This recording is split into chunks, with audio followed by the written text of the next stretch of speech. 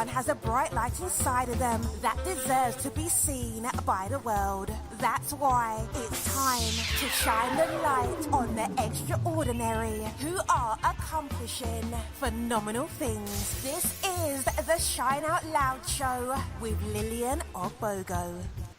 Good evening, good afternoon, good morning, wherever in the world you are, and welcome to another episode of the Shine Out Loud Show. Now, I have the incredible founder and creator of Medina King Interior Designs for Kids, the first and only London-based wellness interior design that are targeted at creating spaces to enhance the wellness of children. So, and yes, we've had some technical glitches and hitches, but it is what it is. Medina, welcome to the show.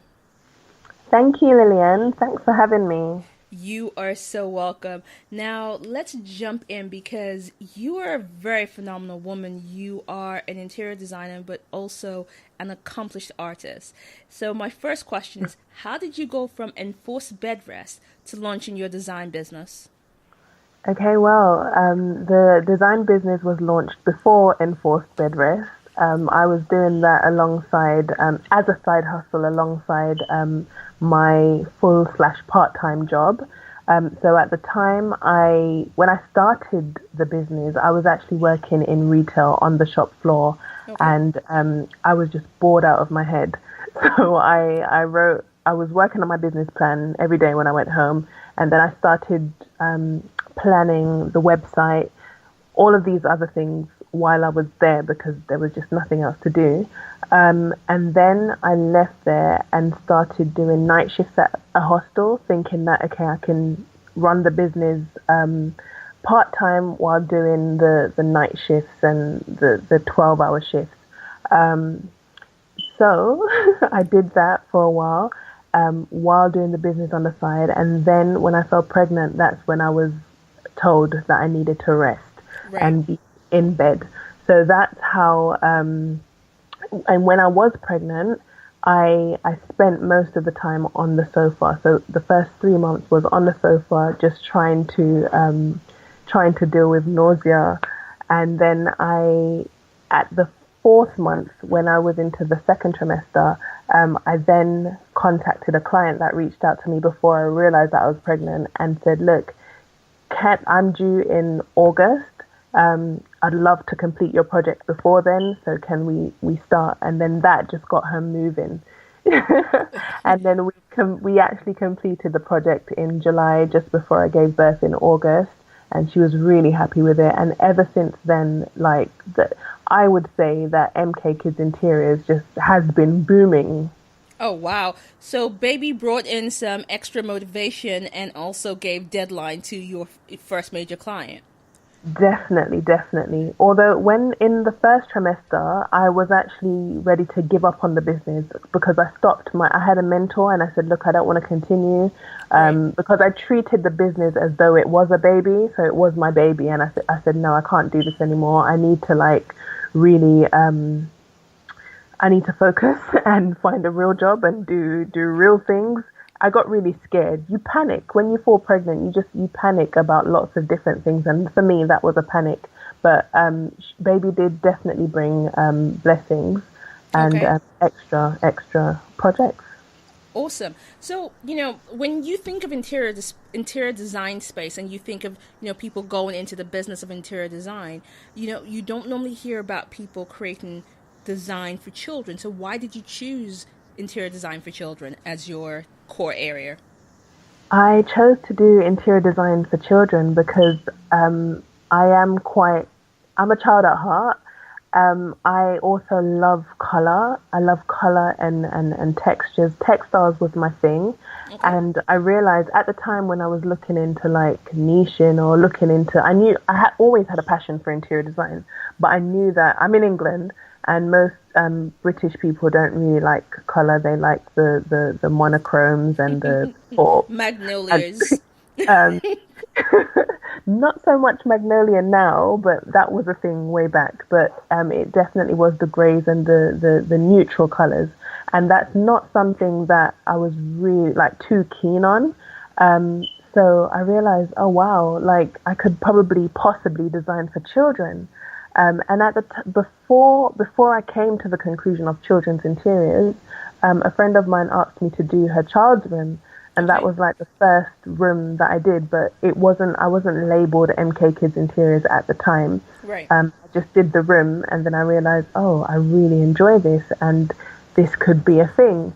So I think probably a year later, that's when I said, okay, yeah, I'm definitely going to be doing interiors for children, because I think it reflects my personality. It suits who I am. Okay, so let's talk about, interior design, and why do kids need customized spaces? Why do children need customized Customized spaces? spaces, yeah.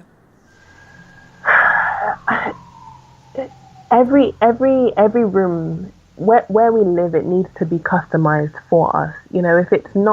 If it's not right for us, then it doesn't feel good. It doesn't feel comfortable, and it's going to be more annoying to live in than enjoyable. Right. And so that's why we customize spaces for children.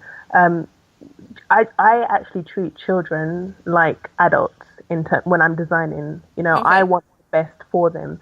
Just that some people would say, well, it's a kid's room. Well, we don't really need to think about it. And I'm like, yeah, but it's a kid's room, and your children are the future.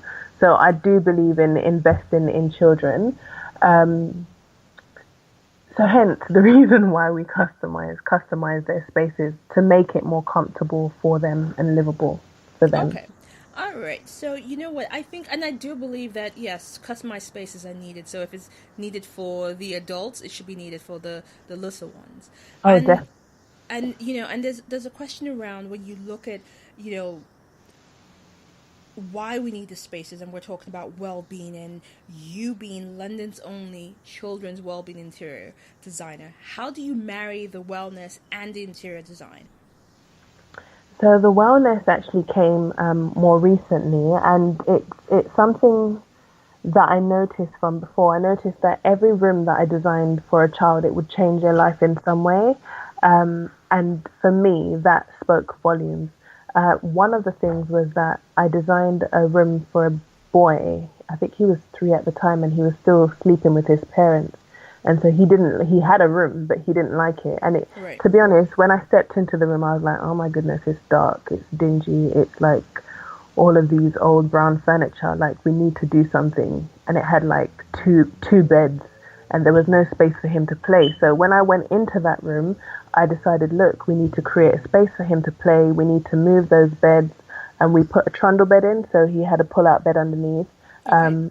I also put lighter curtains on the window, so that like it just, even if the curtains were drawn, it wouldn't look as dark and dungeony as it did before. And then we upcycled the existing furniture with some paint. And after that, his mum said, wow, we finally got him out of our room. Wow. He's sleeping in his room. And for me, that was like, oh, wow, a turning point. And I realized that, look, for me, looking at wellness is more about how the child feels in the space, how children feel in the spaces that we design for them, how it changes their moods, how it affects them. And also, recently I've been reading a lot and looking into the side of having natural materials and plants and things that will affect their health in a positive way. Okay, so so we're talking about wellness, and it seems to be this is the buzzword.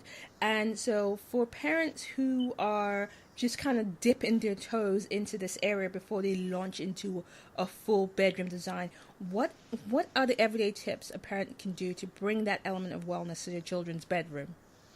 Okay, firstly, we need to remember that a bedroom is for sleeping. I know a lot of people look at my rooms and think, oh my gosh, bright, how do you sleep in that? But there are some things that you can do to avoid like the room being a distraction for the child. Okay. You want the room to be enjoyable, so you want to place things in there that the child likes, that the child enjoys.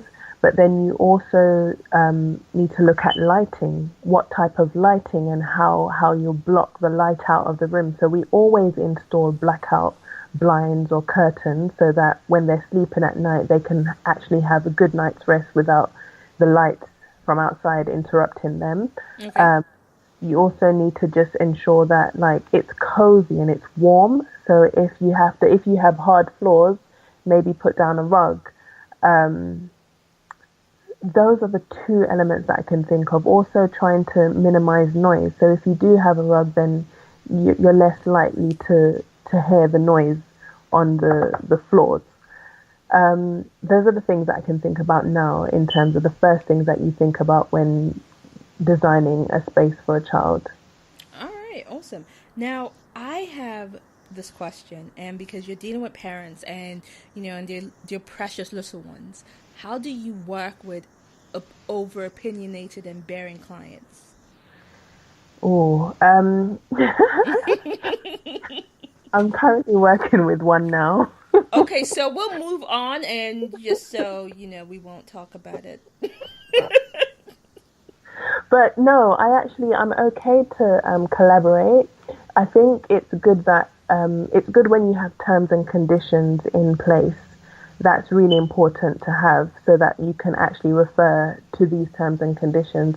I think for me, I like the whole exploring idea. So I've been exploring a lot with this client. So we've been collaborating, and it gets to a point where we're deciding things and I'm giving my opinion and I'm saying this is what I think is best because of sometimes they don't listen. Right. Sometimes they decide to do what they want. Sometimes they will say, okay. Well, they ask more questions and I'll explain and they'll say, okay, we'll go with that.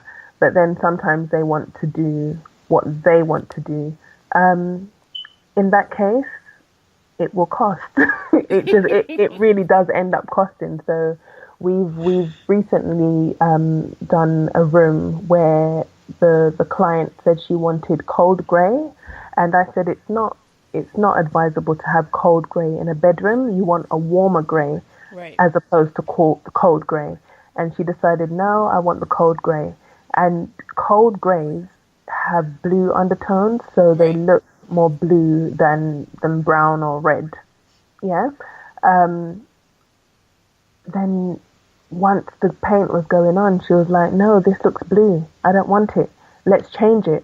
But then that's costing her because we've got to go and buy paints again. We've got to have the decorator in for an extra day and all of that's costing. So they see and then hopefully like moving forward, they'll decide that, look, let's just listen to the designer. That's why you hire an interior designer because Exactly. they know best. Like we know best.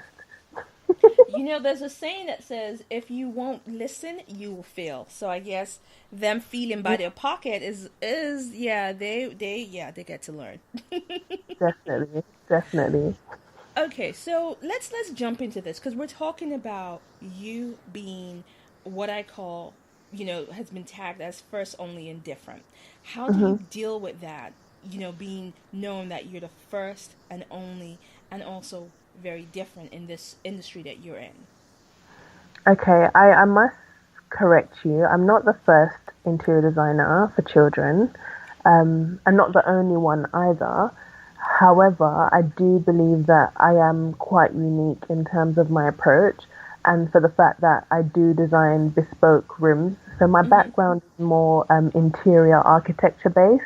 Okay.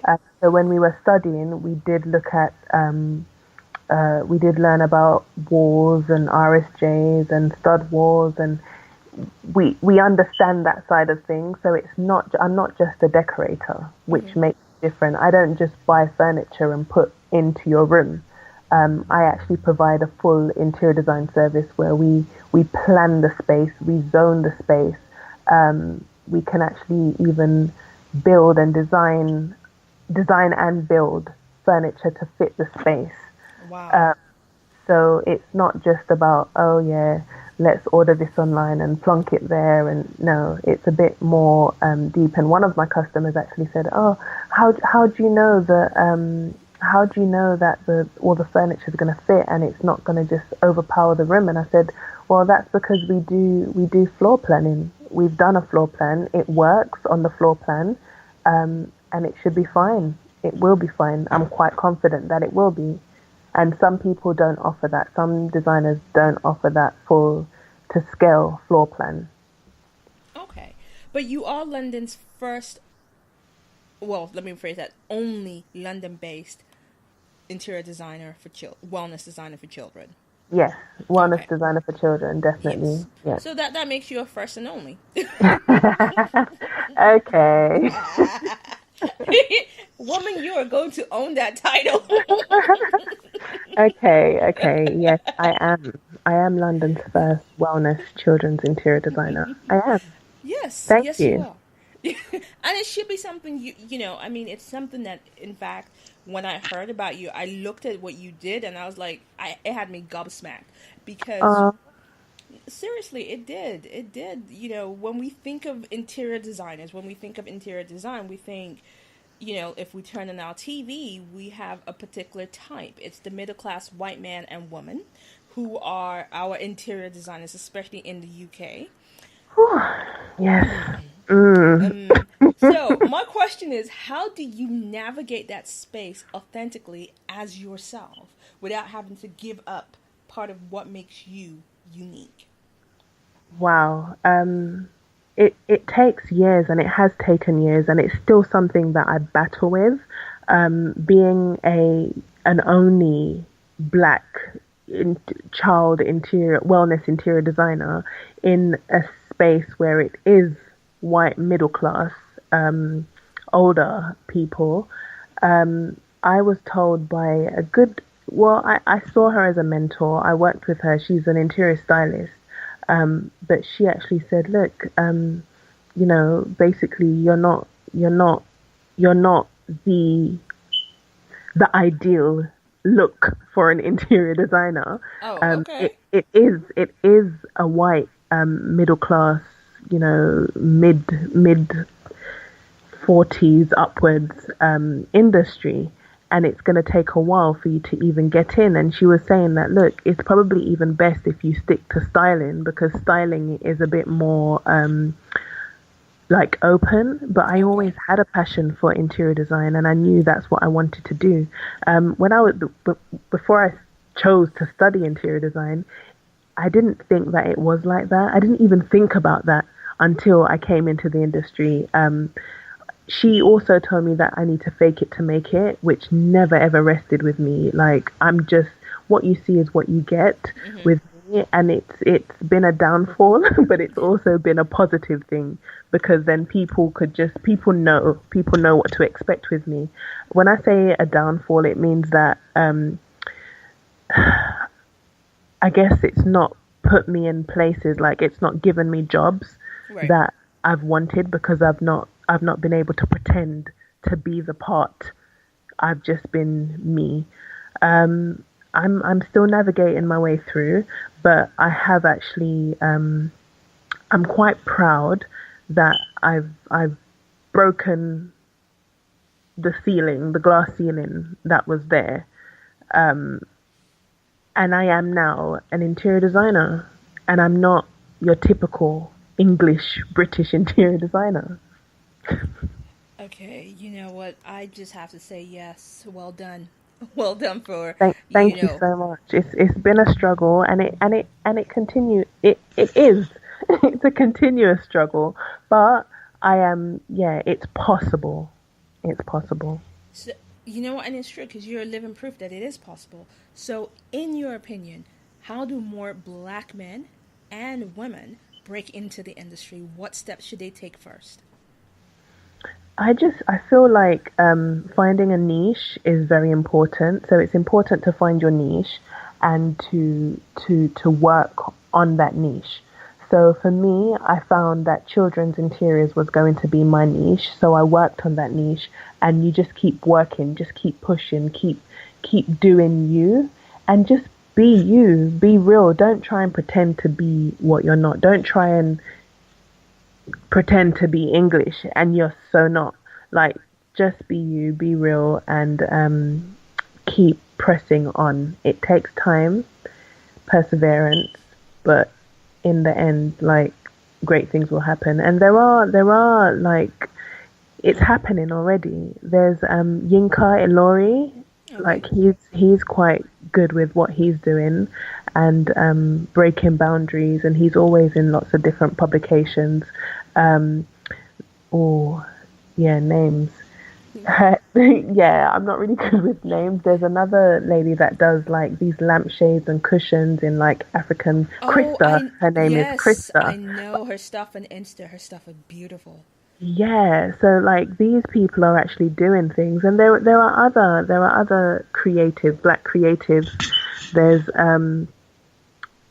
lots more. There's Jex. She's also an interior designer. She's a good wellness interior designer as well, from Persona Abode.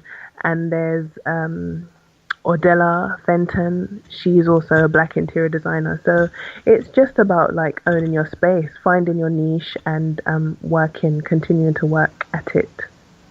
Awesome.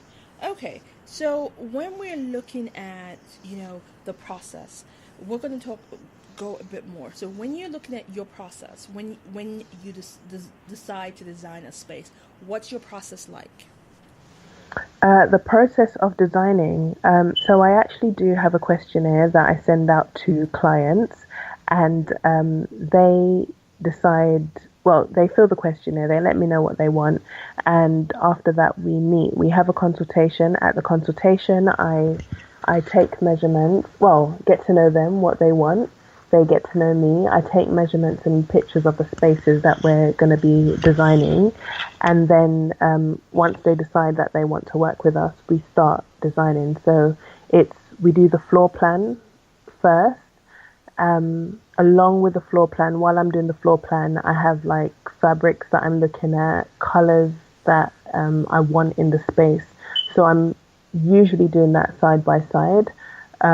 Sometimes it literally, most part, it's the floor layout first, just so that we can actually place the furniture in the right place. Okay. Then fabrics, and then we have something to show. So we'll have like the layout, we'll have elevations. If we don't have elevations, we'll have a 3D visual as well as the samples, so the fabrics and the wallpapers that we want to use, and the paint swatches. So that's what we have as a presentation to take back to the client to say, this is what we want to do for you and your space. Okay. Do you like it? If you don't like it, what would you like to change? If you like it, yeah, let's move on. And from then, we put together a list of all the items that we're going to go for, how much they cost, and then we send that over to the client. So they're updated with the cost of what their room would be. After they've okayed that, we then buy all the furniture. We order all the furniture, all the accessories, all the paints, wallpaper swatches, and then we install. So Okay. when I say we install, I oversee the installation, but I Okay. do have a group of guys that I work with, so tradesmen that I work with to get the job done. Awesome. Okay. So we're talking about you as this amazing interior designer who creates spaces for children. But people may or may not know this about you, that you're also an artist, a painter. And you've been featured in 3 exhibitions at the Saatchi Gallery. Please, let's talk about Painted. How did that Ah, happen? not the Saatchi Gallery. Oh my goodness, oh gosh, ooh, Because it's actually on the Saatchi the Gallery Brit. website. Oh, I do have artwork on the Saatchi Gallery website, but I've not been featured in the gallery itself. You're Mhm. right about that. Well done for your research. Um, Totally forgotten about that. But the British Museum. So we had, when I was 17, I had the opportunity to exhibit at the British Museum for the bicentenary of the abolition of the slave trade. So Wow. yeah, it was amazing. It was like, that's when I realized, oh my goodness, Medina, you're going places.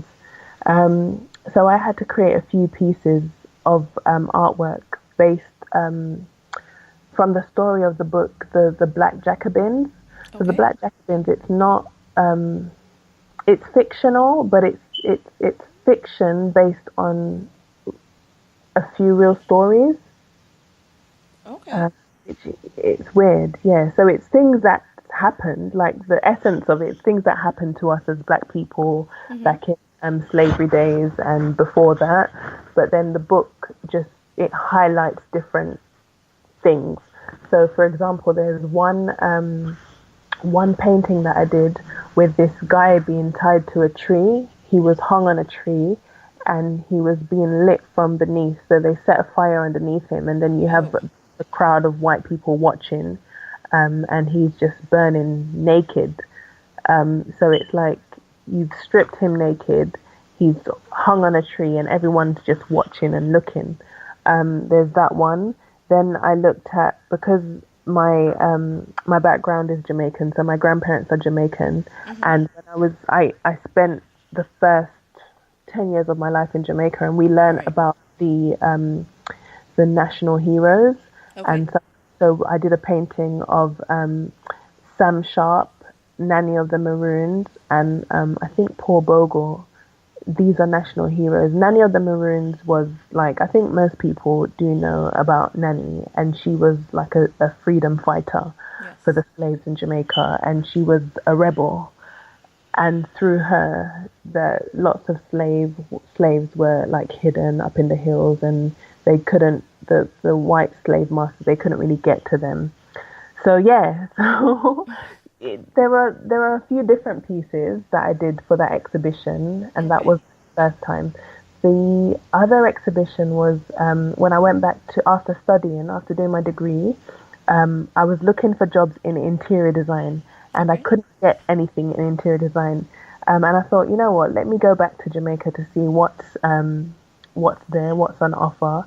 And to tell you the truth, there wasn't much on offer. But I met this amazing artist, Andy Ballantyne, and he was like a mentor to me. He mentored me, took me under his wings, encouraged me to get back into art, guys. And then he said to me, look, if you do these pieces, so I did a few pieces of artwork, he said, I will get you into the Pegasus Gallery. And he did. He really did. So I did a few pieces of artwork, and then I had them exhibited at the Pegasus Gallery in New Kingston in Jamaica. And so, yeah, that was pretty much it wasn't the end of my art life. I thought it was. And then when I came back, and years later, this was even after I started MK Kids Interiors, I exhibited at the Urban Art Fair in Brixton. Okay. And that's really good. Like if you're an artist and you want to get out there, I exhibited there. But by this time, I stopped doing. Initially, I love natural forms and plants and flowers. I love flowers, love painting flowers. I love the colors, I love the textures. So that's why I started painting. But then I moved away from all the natural forms, and I went into abstract art at one point. And for me, I think the abstract art was more of like just an expression, just trying to free myself from not being creative all the time. So when I sat at a canvas, I didn't want to think, oh my gosh, let me try and get this flower and like let me get the details.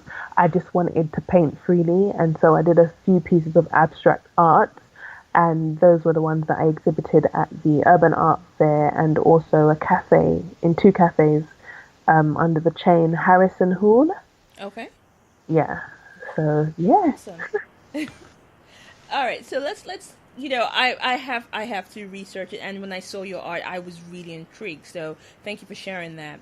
Now, I'm gonna go into your influences. So when you look at your influences in terms of your artwork, who inspires you? Oh, okay. So when I was while I was studying, when I first started doing art, GCSE art, I was really captivated by Georgia O'Keeffe. I was also interested in the Frida Kahlo. I really loved the colors that the colors. So, the colors that she uses were amazing. But I then watched her story, which was very disturbing for me, very disturbing. And it saddened me, but then it was nice because I thought, oh, she did something beautiful with her life. Like, despite like everything that she went through, she produced beautiful pieces of artwork. And so those two were the main influences at that time. While I was studying, it's weird because I don't really have any African or black influences with art. But while I was studying in college, I was very interested in Degas. Okay. Degas did lots of figures, moving figures, and I liked Edward Hopper's work because he looked at architecture. Okay. But then he also had like bright colors, so like the green grass and reds, and so yeah, I was always captivated by color. And I see that you bring that color again into the work that you do. So, when and I'm going to span back to your work because your work is very unique. Is what you do. Each space is unique. Each space is creative. You've currently started doing sets of workshops for expecting parents recently, and you had a workshop in July? Well, it didn't happen. We had to postpone it, but I started doing workshops last year for children. So it actually started with children because when I started MK Kids Interiors, I wanted to stand out from the other interior designers. And I also wanted to have the chance to like liaise with the children and to collaborate with the children for their rooms. So that was the idea. The idea was to actually get the children involved in designing their rooms.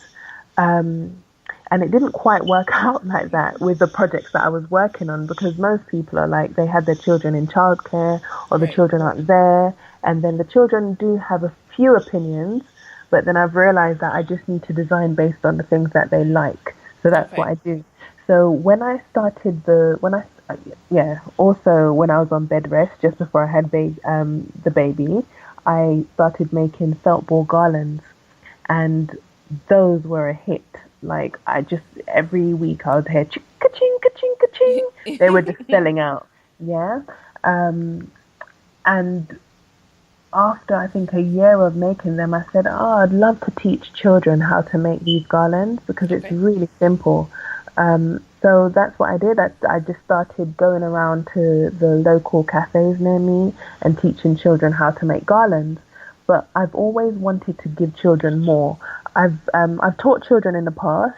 I used to work at school just after when I came back from Jamaica. I started working at school in the art department, and so I've always been in touch with teaching children art and creative things. So yeah, I wanted to do more for children. So just before summer, we've come up with a new workshop for children. So it's an interior design workshop for children where they can put together a mood board with fabrics and paper, wallpaper samples. We're going to be looking at color and how to apply color in the spaces. And then off the back of that's when the interior design service for expectant mums came in. So not interior design service, interior design workshop for expectant mums have come in. The workshops at the moment I've had to put them on hold just because I'm quite busy with projects at the moment. But there are I can't really say too much about it, but we are planning a interior design workshop for children, collaborating with someone else. But again, I can't say too much because until it's nearly happening. Yeah. Oh, okay. That's fine. Well, just keep us posted when it's closer to time, and we'll share with our audience as well because we want to stay connected and find out what's going on and when those workshops are. Will do. Awesome. So, yes, we've talked about the fact that your business was actually launched at the start of your journey into motherhood. So how do you balance motherhood, your relationship, and your business? Oh, my goodness. I'm still struggling. Like today, I didn't even cook dinner for my family. Wow. So, yeah, you have those days. And I didn't realize, I didn't realize, but when I became a mom, it was just like, whoa. It really was like, what have I done to myself, to my life? Like things were just upside down. I couldn't even, like, my breakfast was burnt toast. Like every Okay. morning it was burnt toast. I remember like my husband coming in and saying, "Oh, like he left me on the bed, and he came back and saw me on the bed." But then that's when you're breastfeeding and you're a first time mum, you don't really know how to manage everything. And it was through listening to different podcasts and women talking about how they juggle business, I realized, oh my gosh, it's okay that I can't do it all. So in terms of juggling, there's times where I can get a lot done and there's times that I can't. And it just does depend on the workload. And it's about communicating with your clients, communicating with my husband about what's happening. Like, yeah, it's still something that I'm working on. I haven't mastered the art of balancing it all, but yeah, it's a work in progress. You know what, Medina? I have to really say I admire your honesty and your candor because you're like, no, there is no balance. It's a work in progress because there's so many. If you go online and go on the Instagram and wherever people are talking about, people act like they've got everything together, but you were Yeah, honest and goes, a lie. Like, yeah, I'm not on that. Like, yeah, it's a you want, juggling act. yeah, it really is a juggling act, and it's okay. It's okay to be juggling. Like something has to give. You cannot be perfect, and that's people are selling a lie, and I hate it. Like, I have a passionate hate for liars. I can hear it. So it's okay. Like, just I think what really does help for me and what has helped is listing things and planning. So Right. if you can from the day before plan your day. The, so tonight I'll be planning tomorrow. If you can do that, and then if you could, even if you're not really good at planning, which I'm not, but if you can make lists of all the things that you need to do, I find that you accomplish more that way than just setting out and like letting things happen. That actually has helped me. Okay. All right, and yep, the list works. Make plans and stick to them. And I think also there's something about the first hour of your day where you start that day, very consciously and make conscious decisions before Oh yeah, the yeah before Instagram and emails and Twitter and everything calls our attention. I think that's yeah. absolutely important. So we're talking about the balance and we're talking about, and things that you have to do to grow your business. So my question is, how did you gain visibility as the go-to for children's interior online? How did I become visible? Okay, Yes. so wow, this is. I also got help from the Prince's Trust, and I must say that in terms of starting my business, I was writing a plan before the Prince's Trust, but I guess the Prince's Trust just it hurried me along. It made me move quicker in terms of completing the plan. Okay. Sorry, and they put you through this they call it a they basically give you lots of hints and tips, lots of different workshops that could help you with your business planning.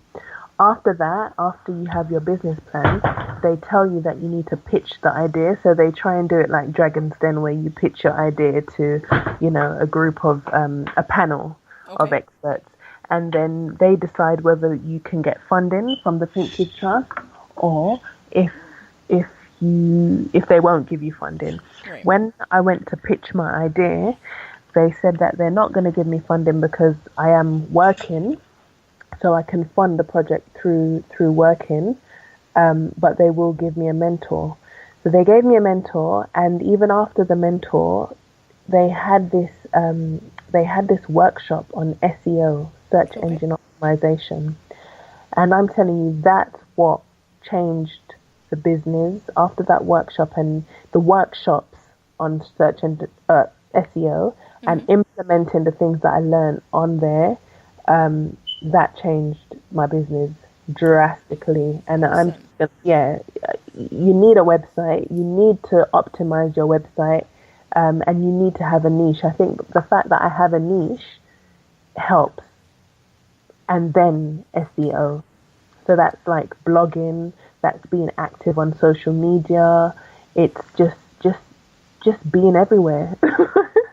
I'm not literally everywhere, but I'm on Twitter, Instagram. I'm more on Instagram now. You'll find me on Instagram more than you do on Twitter, and I am on Facebook. In terms of Tumblr and all those other things, like I can't keep up. I'm on Pinterest.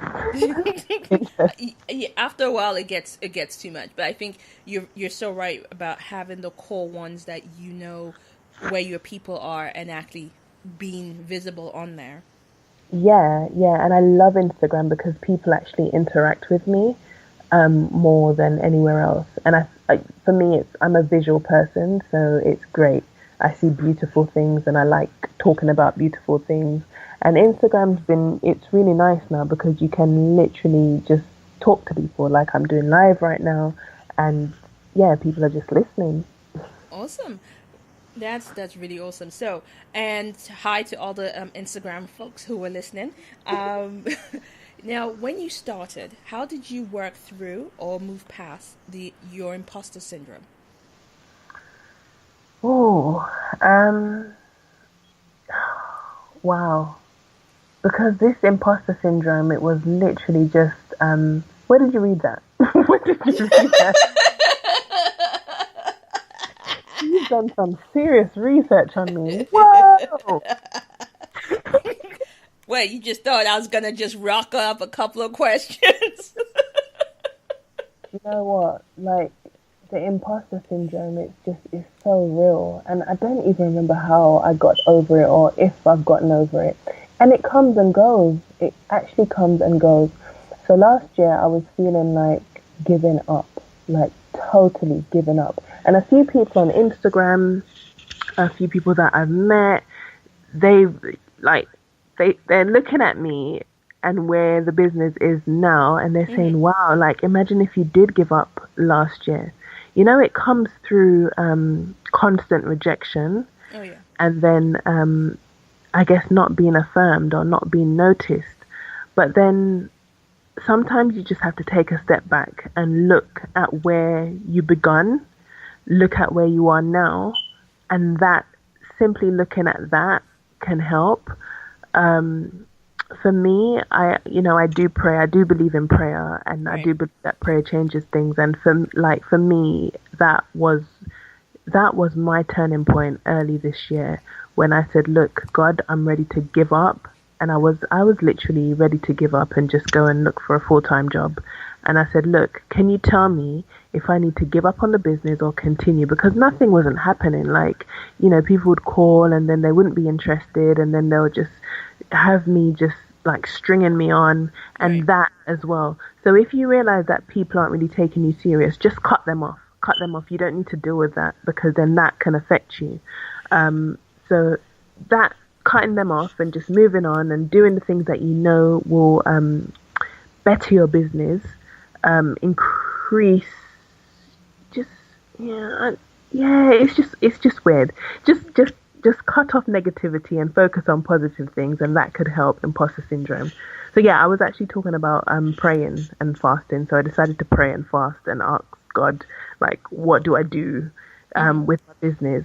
And after 3 days of praying and fasting, I realized that different opportunities started to come for my business, and different people were talking to me about my business and affirming me in my business. And I'm like, you don't have a clue what I'm going through right now. Like, why are you talking about my business? You've never really spoken to me about my business. And I just realized that it was like God just showing me, look, don't give up, keep going. And then opportunities just started to open up again. So it's and I've given presentations and spoken to people, and I've told them, look, this is the nature of business. It's like a roller coaster ride. Like, sometimes you're high up in the air, sometimes you're like low. It's a constant uphill and downhill struggle, but you just have to keep going.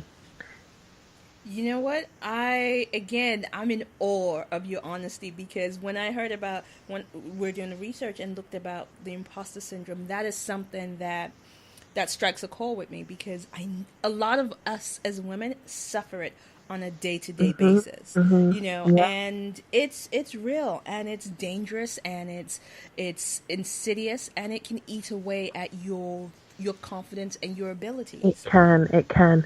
There was one thing I've just remembered as you were speaking, that there was one thing that I still do to this day. I started it last November, I think, 2017, is writing affirmations Okay. and having a gratitude journal. So at the front of my gratitude journal, I have my affirmations. So my affirmations are like, I am strong, I have so much to offer, I am confident. These are the things that like I needed at the time where I wrote it, because I wasn't feeling strong, I wasn't feeling confident, I wasn't feeling successful. But these are the things that I wrote, and I wrote it as though this is who I am. And so every morning when I woke up, I'd give God thanks, and then I'd read my affirmations. And after reading the affirmations, I'll just give thanks, even if I'm just saying, look, thank you for life. I thank you for life. That's it. But then sometimes there's a long list of things that you're grateful for, and sometimes there's only a few things. So I do that. Like, that's a religious thing for me, just having that gratitude journal and having my affirmations being said at the beginning of the day. That really helps me overcome. And so now, like, now people look at me and think, oh, wow, she's confident. It wasn't always like that. It wasn't always like that, especially after having a child. Like, you lose your confidence, you lose, like, who you are. And yeah, that helped. All right. Oh, that's just incredible.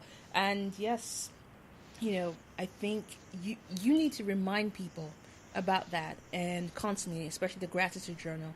We forget. Sometimes we get so wrapped up in the spaces that we are in, we Mm-hmm. forget that there's still things Yeah. we can be grateful for, even if it's just very simple things. Yeah, exactly, exactly. And yeah, just definitely give thanks all the time, because there is something, always something to give thanks for. Exactly. I mean, even though we had our technical hiccups, we can be thankful that I can still record the conversation and we can still get this interview out. So Yeah, I'm and I very can do an grateful. Instagram live. Exactly. So, yes.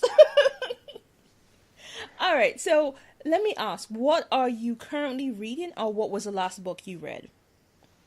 Oh, okay. So at the moment, which I've not read for a few days now, is probably a week, over a week. Yeah, Self-Made.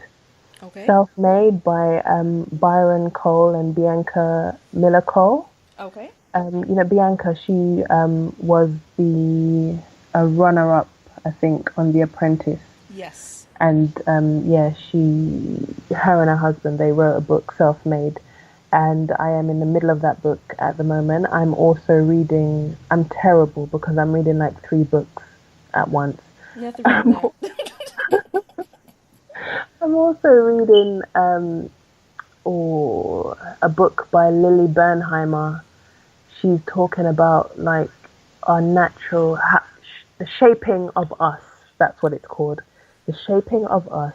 And that's looking at wellness and how different materials and plants and design can affect our well-being, and how we move through spaces, through cities. That's an interesting one to read as Okay. well. The third one I can't remember because I've not touched that in a while. All right, that's absolutely fine. Thank you for sharing those books with us. And, when we're looking at everything, you have a busy schedule, you have also a busy life. What are your current self care practices? How do you take care of you and the artist within? Okay, wow. So it's a recent thing. So I realized this is something that I've not really disclosed to many people, but I realized in July that for the past, like, say, 3 years or 2.5 years, I've been suffering like borderline depression.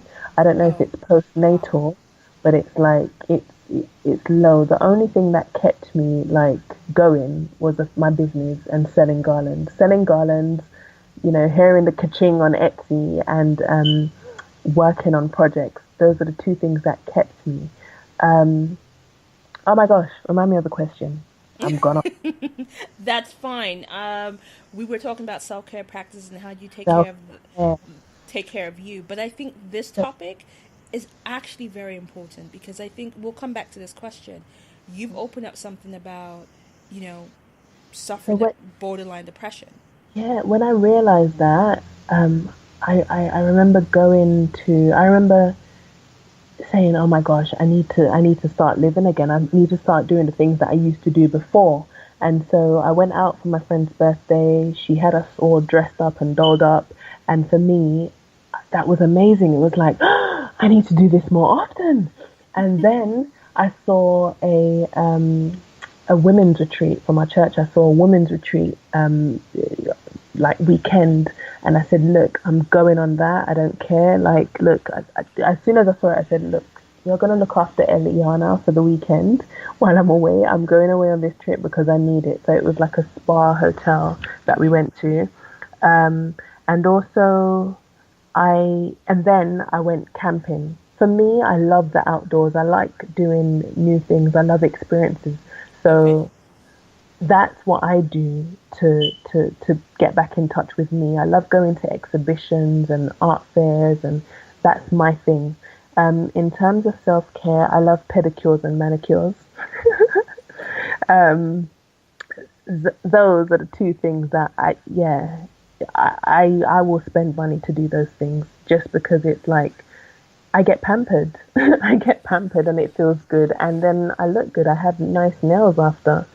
So Nice. yeah, those are the two main things that I do in terms of self-care and looking after me. You know what? First, I'm gonna say, and I know I'm beginning to sound like an ultimate fangirl here, but I'm gonna say yes. Admitting to this is what's going on for you is huge because we live in a world where we are thrown the strong black woman nonsense every day, and so for us to have these conversations more and more women are finding that they're big enough, bold enough to say, this is what I'm carrying, is amazing. So thank you for sharing it here. And yeah, there's nothing wrong with a good mani pedi. It's necessary. It is, and so that's been my thing after having the baby. Even before I realized, look, but that was my thing. I could just get away for like even half an hour, go to the nail shop and have a pedicure. Then I'll come back home. So yeah, that was my thing. Okay. So, we're talking about this. We're talking about all the things that you're going through. And, you've talked about how you've almost quit the business last year, that you felt like you had nothing left to give. So, how do you bounce back from all of this, from all the setbacks? What is your one coping strategy? I do have, you need to have like really good people around you, encouraging people around you. And I think if it wasn't for my aunt and my uncle who have just like encouraged me to keep going, then I don't think I would have been that far. Just because like when you get low, like you're gonna have low points, you're gonna feel like you're gonna give up, but you don't really need people telling you, okay, well just give up then and go and look for a job. You need people who will encourage you. And I think that like sometimes you can't see the success that you have within. You can't see you, but people can. And I think that has helped me a lot, like just having those outside influences encouraging me. And as I said before, the last straw was literally like praying and fasting about the business, whether I should like keep going or if I should give up. And from like ending that, all the confirmations, they pointed towards me continuing the business. Awesome. I even went as far as going for being selected for an interview. So this is like going back. So my last interview was way before I fell pregnant. Last interior design interview, I went there. The lady introduced me. She brought me over to the dog, past the people to the dog, introduced me to the dog like I was supposed to shake the dog's paw. And Wait. Sorry. When you say dog, do you mean? roof dog, yes, Wait now. in an interview. So this is what she did. Okay. Continue while Yeah, I try to compose myself here. took me over to the dog, told me the dog's name, I can't remember, and then then we went out of the office to the to like a pub bar slash place where we had the interview, and then she ended up asking me, "What does your husband do?" Like this interview, I had to be nice. I was nice, and I did answer, and I told her what my husband did. But then I just thought, you know what? I'm not applying for any more interior design jobs because this is just it's not right. It's liberty taking. This is the Jamaican coming out in me now. So You know yeah, what? You allow the Jamaican to come out. I'm gonna allow the Nigerian to come out when you say, "Wait, she took you to introduce you to the dog, eh? Are you going to be walking for the dog?" oh, must have been. Unless that dog's name is Tarquin and he has, an interior design company we don't know about. This, you have no business with the dog. So yeah, I've never been back for an interior design interview. I just did retail, and then I did the hostel work.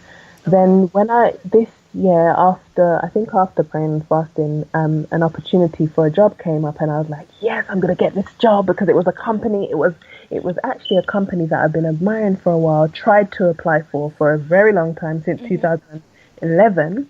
Didn't get through, and then they finally selected me through an agency Right. to come for an interview. So I went for the interview, and the man literally told me, he literally told me to go back home and work on your business. Like, why are you giving up? You have a valuable business here. You have something good here. Keep going. He said it's the nature of the business. You're gonna, I'm afraid you're gonna have to shake a lot of hands, and you just got to keep going. I've never been for an interview where someone is telling me to, oh, yeah, keep working on your business. You just don't do that. You either get the job or don't. Like, if you don't get the job, then you just keep going. They're not going to tell you what to do and how you should do it. So for me, that was clear confirmation that, look, work on your business. Okay, you know what? I think when you have that, you have no choice but to go and work on the business. Yeah. You know. That's what I've been doing. Right. Okay. So we've come to that time of the show where we get to have our so loud moment of the week. And now, what is your so loud moment, Medina? Oh my goodness. I wasn't prepared. Actually, this came up. I realized I'm dealing with, I had to deal with a client, and I had to basically, one of those pushy clients that wants everything their way, my way or the highway. Right. And I literally had enough in my terms and conditions to put them into place so that they weren't bossing me around as they started, but then they've literally just humbled themselves. And they're actually coming back to me now and saying, what do you think? Do you think this is what we should do? Or, I'm happy to wait on you, Medina, for us to move forward. And I just thought, wow. If I didn't have those terms and conditions in place, look, I would have been slaughtered. And I just felt like a grown up. I felt like I dealt with the situation so humbly, so calmly, so adult-like, without sulking or throwing a strop, and it really has worked for me. And I just, I feel like a boss. Okay, so adulting like a boss, and for that is our so loud moment of the week, and that deserves a round of applause. So let's go.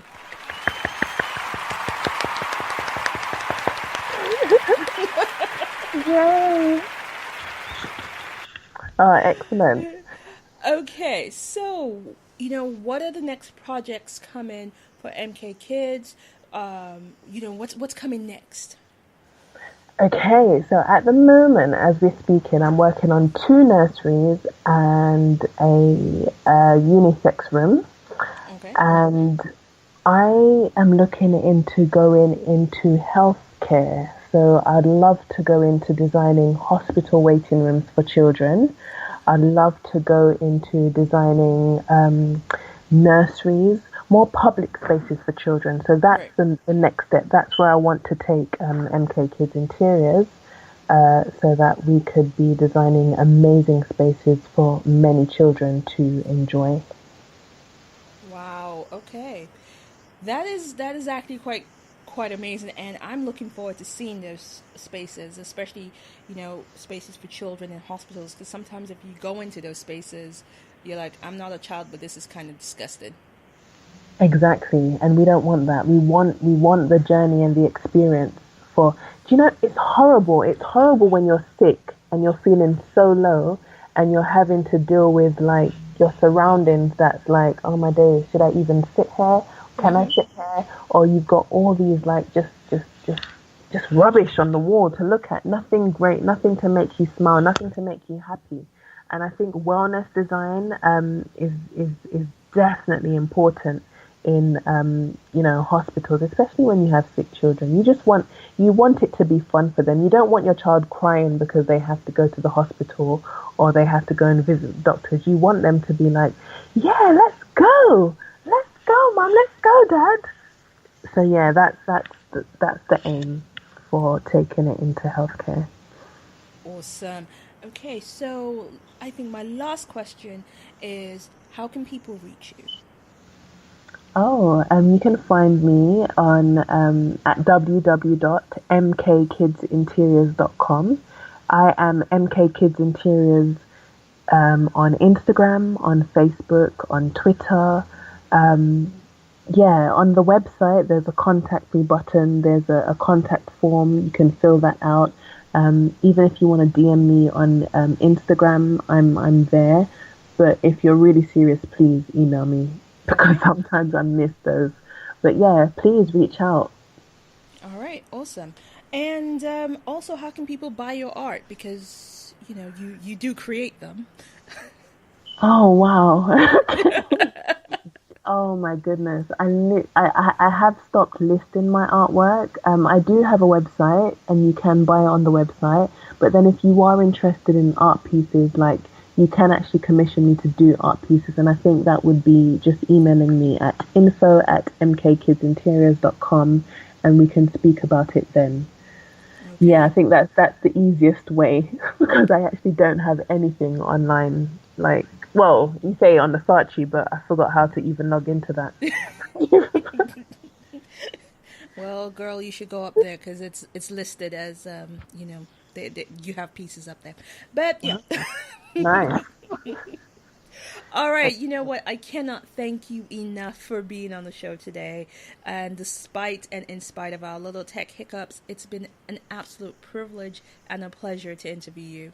It has been, Lillian. Thank you so much. And it's lovely speaking to you. And I love the fact that you've done so much research. I'm like, hey, but wait, how do you know that? You are a researcher. That is what we do. Thank you so much. Thank you. Thanks for having me. You're welcome. All right, folks, it's a wrap. I know you're listening to this as a recording, but you know what to do. Find us same place, same time next week. And reach out. If you want us to interview somebody that you think is amazing, reach out to us and we will connect. You know how to find us. This is Lillian of the Shine Out Show, and we are saying good night. Bye. You've been listening to the Shine Out Loud Show. If you want to connect with us or let us know what you thought of today's show, be sure to follow us on Twitter @Shine Out Show.